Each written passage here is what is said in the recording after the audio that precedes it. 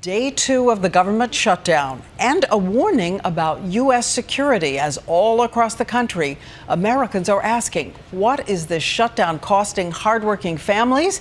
And is it really putting the country at risk? ABC senior national correspondent now, Jim Avila. The shutdown is not just about bureaucrats and tourists. Today, the man in charge of the CIA and NSA told Congress 70% of America's intelligence analysts are on the beach, furloughed. I've been in the intelligence business for about 50 years. I've never seen anything like this, that this seriously damages our ability to protect the safety and security of this nation and its citizens. At FBI headquarters today, 50% of the staff ordered to stay home, making it more difficult to identify terrorist threats. Across town at the FDA, all scheduled inspections of foreign and domestic fish, fruit, vegetable, and juice producers have been postponed. At the CDC, researchers are not tracking outbreaks of food poisoning. Less than a third of the CDC scientists are on the job. One official telling ABC News it's mind-blowing that our world-renowned scientists can't look at their BlackBerries today. Home buyers applying or waiting for FHA-backed mortgages are already suffering. We're in this hotel for who knows how long. In Fort Wayne, Indiana, the Reed family loan stuck in the pipeline, awaiting final approval from government employees not at work.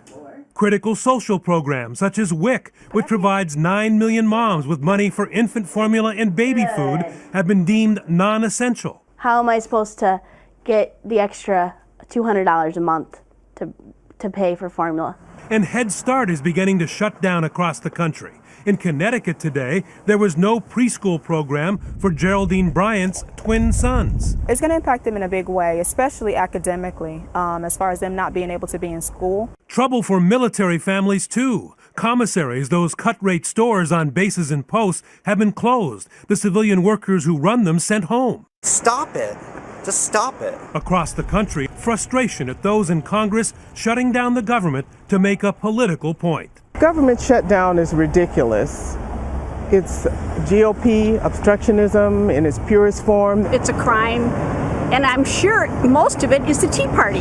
You guys need to sit down, earn a living by doing what we sent you to Washington to do.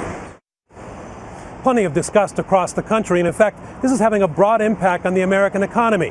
$1.6 billion a week being lost, $300 million a day, and $12.5 million every hour lost due to productivity. Diane? Every hour. Thank you, Jim. And we do want to know more of what you want to tell Washington. So send us an Instagram video with the hashtag #TellWashington. As we return back to that drama inside the White House, a kind of presidential huddle with congressional leaders of both parties. So anything accomplished? ABC's chief White House correspondent Jonathan Karl now with the latest on what he's hearing. John. They met for over an hour in the Oval Office, Diane, but accomplished nothing.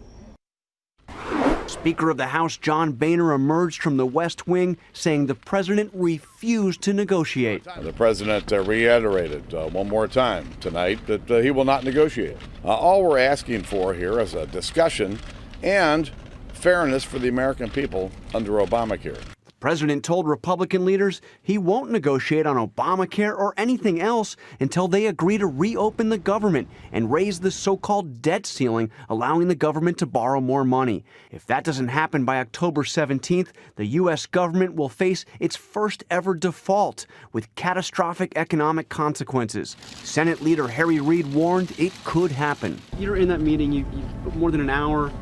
What is your sense? How real is the danger that the country may default? I think that it looks like these people are headed where they want to go.